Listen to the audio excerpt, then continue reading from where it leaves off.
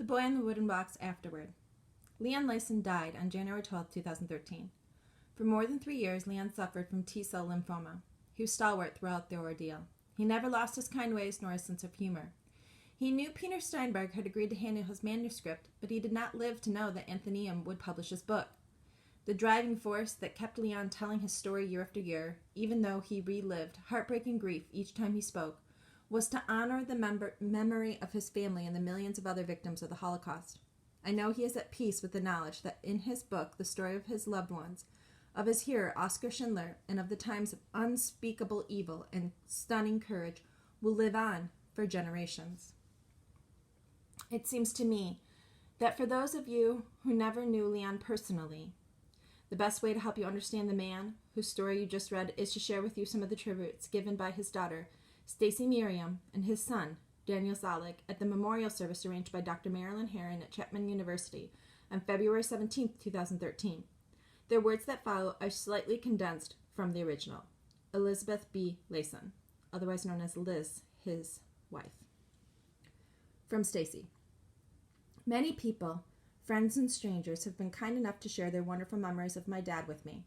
Memories of Leon the friend, the uncle, the cousin, the neighbor, the colleague, the teacher. As I heard these and sifted through my own memories, I recognized a common theme, and I realized that if I had to choose one adjective to describe my dad, it would be generous.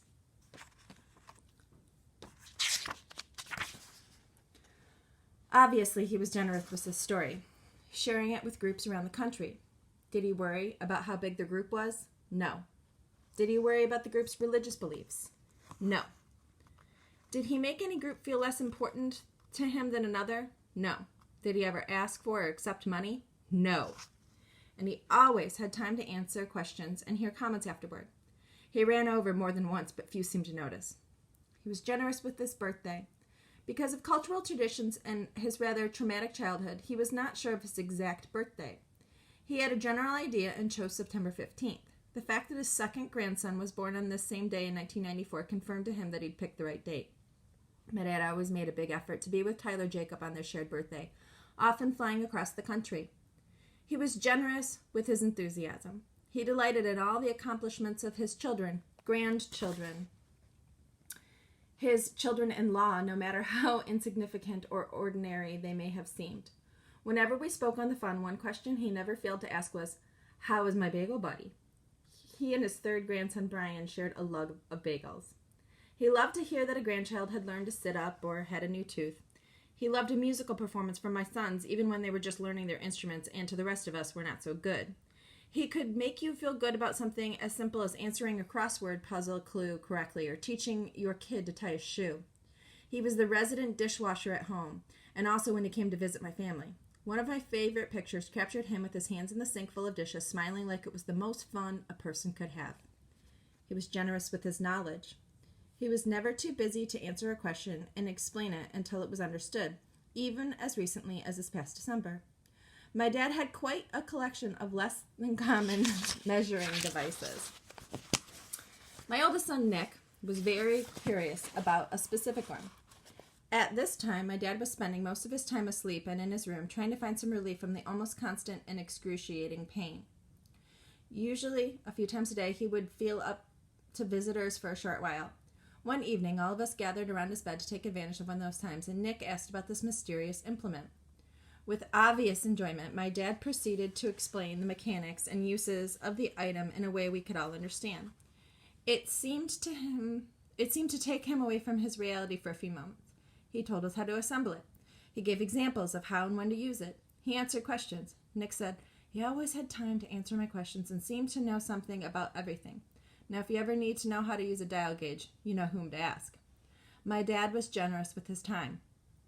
He taught me to actually tell time and was proud when once I asked what time it was and then said, "Never mind, I can look for myself." Third grade was when we learned multiplication tables. He and I spent a lot of time around the kitchen table together, drilling and drilling. I had some mental block with 7 times 8, and we went over it and over it until it finally sunk in.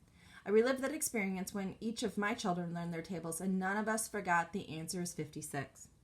He could also linger over a hot cup of coffee and made the habit of taking a little walk to the nearby Starbucks.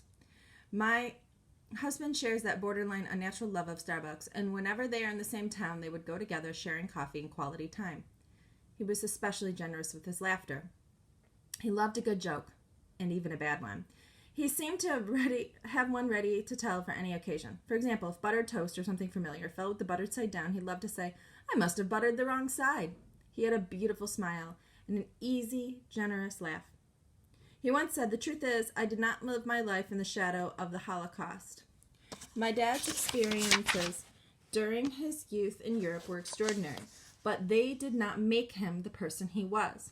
Not that experiences didn't have a huge impact on his life, of course they did, but the unenviable events of his young life did not define him.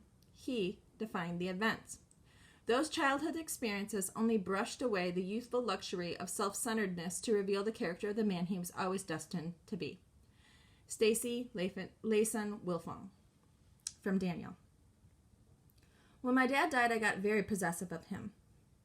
When the rabbis eulogized him at his funeral, I thought, only half-jokingly, "Wait a minute, he's mine." He was more than a witness to Jewish history. He was my dad. He took me fishing, to Indian guides, and to soccer, baseball, and basketball practice. He was at all of my water polo games. He was a happy guy, and we had a happy life. We laughed a lot. So here are a few things about him that will help you know my father. He had a great ear for music and for languages. He learned languages easily and spoke them with perfect accent, like English and Yiddish, Polish, Hebrew, German, Russian, well enough that some Soviet soldiers during the Soviet occupation of Krakow arrested him as a Russian deserter. Hungarian, well enough that Hungarian acquaintances in the DP camp thought he was Hungarian, some Czech, some Japanese, and some Spanish. He tolerated most of my musical phases. He liked most of the bands I liked, and we would talk about the meaning of song lyrics. We always agreed that we liked songs in minor keys. I think minor keys reminded him of the old country. He was a black belt in judo and a pretty good tennis player and an excellent bowler with a mean left-handed hook. He told me the first sip of beer was the best. If they could just bottle the first sip, he said. Later I thought, they do bottle the first sip, don't they? He told me he didn't know anything until he was 50.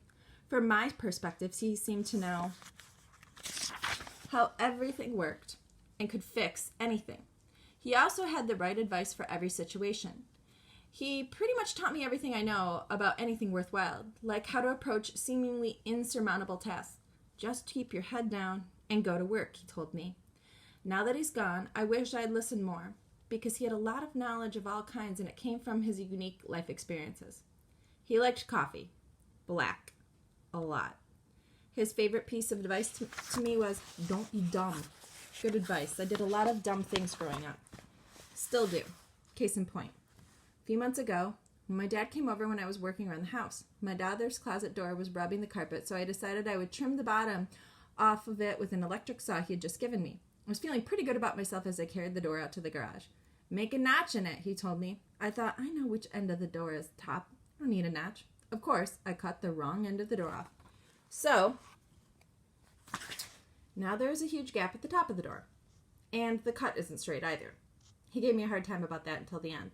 But his last comment to me about it before he died was quietly, "It's okay. You know how many times I've done that?" I suppose it's normal for young adults to want to be different from their parents. There was a time when I was like that, but I am no longer a young adult, and I watched him in his hospice bed. I kept thinking to myself, I want to be as much like him as I possibly can. He was such a special guy. He can't just disappear. The best I can hope for at this point is to live a life that would make him proud. I'll try to do that. Daniel Leyson.